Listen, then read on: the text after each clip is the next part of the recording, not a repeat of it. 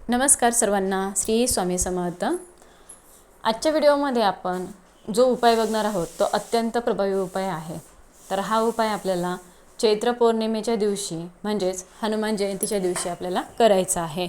पौर्णिमा तिथी ही 1 एप्रिल 2026 वार आहे बुधवार। या दिवशी पौर्णिमा प्रारंभ सकाळी 7:06 होत आहे आणि पौर्णिमा समाप्ती 2 एप्रिल वार आहे गुरुवार।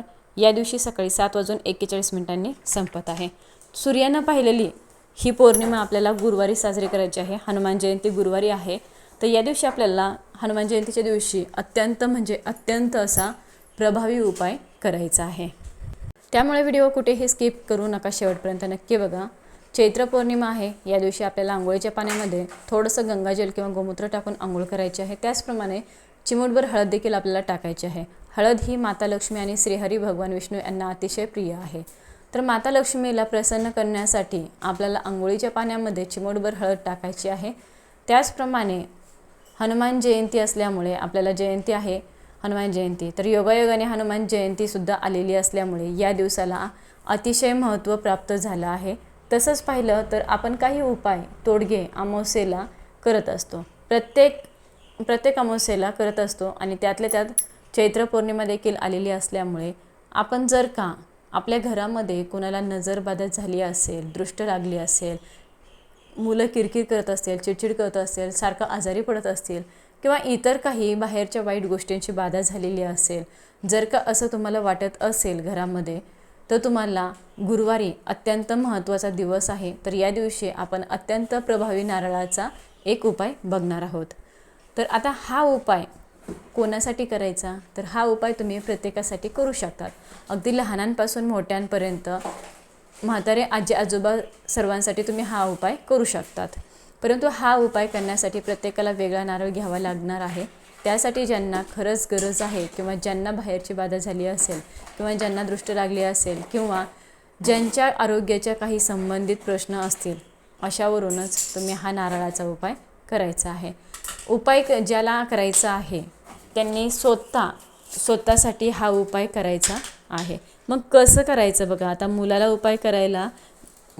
उपाय करायचा आहे, मग तो आईने करायचा का, तर नाही, मुलासाठी मुलाने उपाय करायचा, आईला स्वतःसाठी करायचा आहे।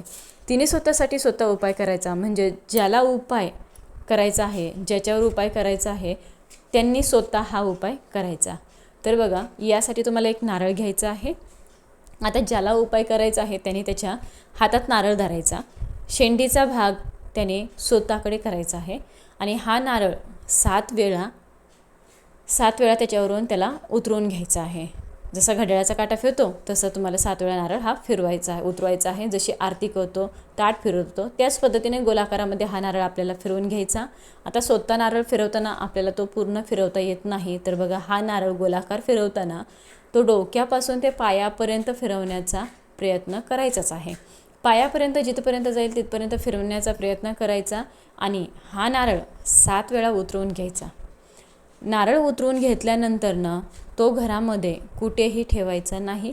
लगेच आपल्याला हनुमानांच्या मंदिरामध्ये जायचं आहे आणि हनुमानांच्या मंदिरामध्ये जाऊन तिथे हा नारळ आपल्याला ठेवून यायचा आहे। अत्यंत प्रभावी असा हा उपाय आहे। तुमची कुठलीही इच्छा असू द्या, अडचण असू द्या, बाधा असू द्या, तर उद्याचा दिवस हनुमान जयंतीचा जो दिवस आहे, चैत्र पौर्णिमेचा दिवस अत्यंत प्रभावी आहे। ज्यांच्यासाठी हा उपाय करायचा असेल त्यांनी प्रत्येकाने एक नारळ हा स्वतःसाठी वेगळा घ्यायचा आहे।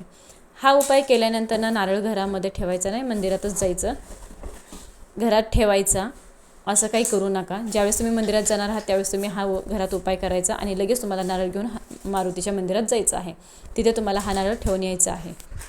आणि आपण नारळाचा उपाय करायला लागल्यापासून मंदिरात जाऊन नारळ ठेवून येईपर्यंत कुणालाही बोलायचं नाही, गपचूप हा उपाय करायचा आहे। मारुतीला प्रार्थना करायची, ज्यांच्यासाठी तुम्ही हा उपाय केला आहे ती इच्छा मारुतीला सांगायची, ते दुःख हनुमान मारुतीला सांगायचं, हे दुःख दूर होत आहे अशी तुम्ही भावना ठेवायची, ही अडचण माझी दूर होत आहे अशी भावना ठेवून तुम्ही हा उपाय करायचा। तर हा उपाय हनुमान जयंतीच्या दिवशी अत्यंत प्रभावी असा उपाय आहे। वर्षातून एकदाच करता येणारा उपाय आहे। तर नक्की करा आणि स्वतः अनुभव घ्या, आवर्जून करा। उपायाची गरज असेल त्यांनी नक्कीच करावा। आणि जास्तीत जास्त लोकांपर्यंत हा व्हिडिओ शेअर करा. नवीन असाल चॅनल होतं तर चॅनलला लगेच सबस्क्राईब करा. सर्वांचं मनापासून आभारी आहे. धन्यवाद. श्री स्वामी समर्थ.